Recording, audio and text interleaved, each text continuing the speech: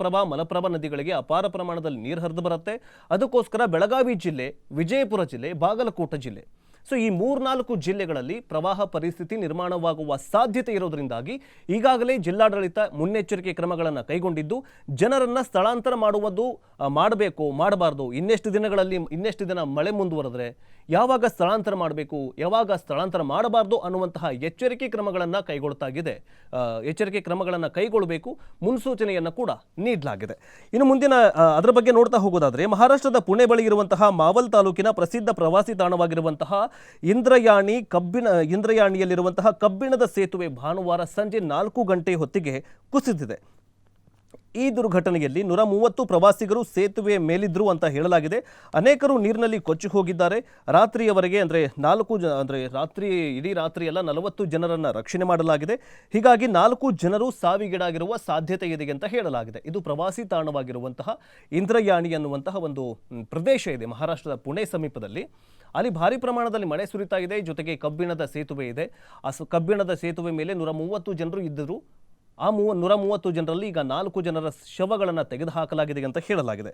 ಇನ್ನು ಕೊಚ್ಚಿ ಹೋದ 85 ಜನರ ಸ್ಥಿತಿಯ ಬಗ್ಗೆ ಯಾವುದೂ ಕೂಡ ಮಾಹಿತಿ ಇಲ್ಲ. 85 ಜನರು ಸತ್ತಿದ್ದಾರೋ ಬದುಕಿದ್ದಾರೋ ಅನ್ನೋದು ಗೊತ್ತಿಲ್ಲ.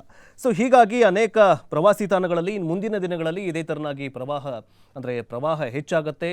ಜನರ ಹುಚ್ಚಾಟವೂ ಕೂಡ ಹೆಚ್ಚಾಗುತ್ತೆ. ಜೊತೆಗೆ ಅಲ್ಲಲ್ಲಿ ಗುಡ್ಡ ಕುಸಿತ ಪ್ರಕರಣಗಳು ಹೆಚ್ಚಾಗುತ್ತೆ. ಜೊತೆಗೆ ಈ ಘಟ್ಟ ಪ್ರದೇಶಗಳಲ್ಲಿ ವಾಹನ ಸಂಚಾರಕ್ಕೆ ಅಡೆತಡೆ ಉಂಟಾಗುತ್ತೆ.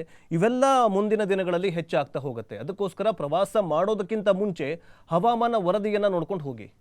ಯಾವುದೋ ಒಂದು ಮಂಗಳೂರು ಅಥವಾ ಯಾವುದೋ ಒಂದು ಬೀಚ್ಗೆಲ್ಲ ಹೋಗ್ತಾ ಇರ್ತೀವಿ, ಘಟ್ಟ ಪ್ರದೇಶಗಳಲ್ಲಿ ಗುಡ್ಡ ಕುಸಿತ ಆಗಿರುತ್ತೆ. ಸೊ ಅದಕ್ಕೋಸ್ಕರ ಏನಾಗಿದೆ ಅಂತಂದರೆ ಸ್ವಲ್ಪ ಮುನ್ನೆಚ್ಚರಿಕೆ ಕ್ರಮಗಳನ್ನು ವಹಿಸಬೇಕು. ಇಲ್ಲ ಅಂತಂದರೆ ಆಪತ್ತು ಮಾತ್ರ ಕಟ್ಟಿಟ್ಟ ಬುತ್ತಿ. ಇನ್ನು ಮುಂದಿನ ಸುದ್ದಿ ಏನಂತ ನೋಡ್ತಾ ಹೋಗೋದಾದರೆ, ಈಗಾಗಲೇ ರಾಜ್ಯದಲ್ಲಿ ಮುಂಗಾರು ಮಾರ್ಗಶಿರ ಮಳೆ ಆರ್ಭಟ ಜಾಸ್ತಿ ಆಗಿದೆ. ಮಳೆ ಆರ್ಭಟದಿಂದಾಗಿ ಈಗಾಗಲೇ ಮುಂದಿನ 3 ದಿನಗಳವರೆಗೆ ಮತ್ತಷ್ಟು ಮಳೆಯಾಗುವ ಸಾಧ್ಯತೆ ಇರೋದ್ರಿಂದಾಗಿ ಈಗಾಗಲೇ ಕರ್ನಾಟಕ ರಾಜ್ಯದಲ್ಲಿ ಕೆಲವೊಂದಿಷ್ಟು ಜಿಲ್ಲೆಗಳಲ್ಲಿ ರೆಡ್ ಅಲರ್ಟ್, ಯೆಲ್ಲೋ ಅಲರ್ಟ್ ಮತ್ತು ಆರೆಂಜ್ ಅಲರ್ಟ್ ಅನ್ನು ನೀಡಲಾಗಿದೆ. ಹಾಗಾದರೆ ಆ ಸುದ್ದಿಯನ್ನು ನೋಡ್ತಾ ಹೋಗೋದಾದರೆ, ಜೂನ್ 16ರಿಂದ 18ರವರೆಗೆ ಕರಾವಳಿ ಜಿಲ್ಲೆಯಲ್ಲಿ ವ್ಯಾಪಕ ಮಳೆಯಾಗಲಿದ್ದು ಅನಂತರ ಮಳೆ ಪ್ರಮಾಣ ತಗ್ಗಲಿದೆ ಅಂತ ಹವಾಮಾನ ಇಲಾಖೆಯನ್ನು ಮುನ್ಸೂಚನೆಯನ್ನು ಕೊಟ್ಟಿದೆ. ಆದರೆ ಮುಂದಿನ 2-3 ದಿನಗಳವರೆಗೆ ಭಾರೀ ಪ್ರಮಾಣದಲ್ಲಿ ಮಳೆ ಸುರಿಯುವ ಸಾಧ್ಯತೆ ಇದೆ. ಅದಕ್ಕೋಸ್ಕರ ಮುನ್ನೆಚ್ಚರಿಕೆ ಕ್ರಮಗಳನ್ನು ವಹಿಸಿಕೊಳ್ಬೇಕು ಅಂತ ಹವಾಮಾನ ಇಲಾಖೆ ಎಚ್ಚರಿಕೆಯನ್ನು ಕೊಟ್ಟಿದೆ.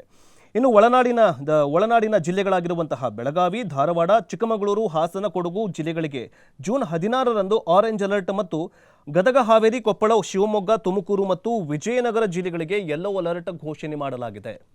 ಈಗಾಗಲೇ ಬೆಳಗಾವಿ ಮತ್ತು ಬೆಳಗಾವಿ, ಧಾರವಾಡ, ಚಿಕ್ಕಮಗಳೂರು ಮತ್ತು ಹಾಸನ, ಕೊಡಗು ಜಿಲ್ಲೆಗಳಲ್ಲಿ ಈಗಾಗಲೇ ಮಳೆ ಸುರಿತಾಗಿದೆ. ಬೆಳಗಾವಿ ಮತ್ತು ವಿಜಯಪುರ ಮತ್ತು ಬಾಗಲಕೋಟೆಗಳಲ್ಲಿ ಈಗಾಗಲೇ ಕೊಂಕಣ ಪ್ರದೇಶ ಮತ್ತು ಗೋವಾ ಪ್ರದೇಶದಲ್ಲಿ ಭಾರೀ ಪ್ರಮಾಣದಲ್ಲಿ ಮಳೆ ಸುರಿತಾ ಇರೋದ್ರಿಂದಾಗಿ ಅಲ್ಲೂ ಕೂಡ ಪ್ರವಾಹದ ಪರಿಸ್ಥಿತಿ ನಿರ್ಮಾಣವಾಗಿದೆ. ಅದಕ್ಕೋಸ್ಕರ ಯೆಲ್ಲೋ ಅಲರ್ಟ್ ಘೋಷಣೆಯನ್ನು ಮಾಡಲಾಗಿದೆ. ಇನ್ನು ಜೂನ್ 17ರಂದು ಚಿಕ್ಕಮಗಳೂರು, ಹಾಸನ, ಕೊಡಗು ಜಿಲ್ಲೆಗಳಿಗೆ ಆರೆಂಜ್ ಅಲರ್ಟ್, ಬೆಳಗಾವಿ, ಧಾರವಾಡ, ಹಾವೇರಿ, ಶಿವಮೊಗ್ಗ, ತುಮಕೂರು ಮತ್ತು ವಿಜಯನಗರ ಜಿಲ್ಲೆಗಳಿಗೆ ಯೆಲ್ಲೋ ಅಲರ್ಟ್ ಘೋಷಣೆ ಮಾಡಲಾಗಿದೆ. ಅಂದರೆ ಮುಂದಿನ 2-3 ದಿನಗಳಲ್ಲಿ ರಾಜ್ಯಾದ್ಯಂತ ಭಾರೀ ಪ್ರಮಾಣದಲ್ಲಿ ಮಳೆ ಸುರಿಯಲಿದೆ ಅಂತ ಹವಾಮಾನ ಇಲಾಖೆ ಈಗಾಗಲೇ ಎಚ್ಚರಿಕೆಯನ್ನು ಕೊಟ್ಟಿದೆ. ಇನ್ನು ಕತ್ತಿಕಲ್ ಗುಡ್ಡ ಕುಸಿತ ಪ್ರಕರಣ ಈಗಲೂ ಕೂಡ ಗುಡ್ಡ ಕುಸಿತಾಗಿದೆ. ಈಗಲೂ ಕೂಡ ದಕ್ಷಿಣ ಕನ್ನಡ ಜಿಲ್ಲೆಗೆ ಮಳೆ ಭಾನುವಾರವೂ ಕೂಡ ಮಳೆ ಮುಂದುವರೆದಿದ್ದು 5ಕ್ಕೂ ಅಧಿಕ ಕಡೆಗಳಲ್ಲಿ ಸಣ್ಣ ಪುಟ್ಟ ಗುಡ್ಡ ಕುಸಿತ ಪ್ರಕರಣಗಳು ದಾಖಲಾಗಿದ್ದಾವೆ.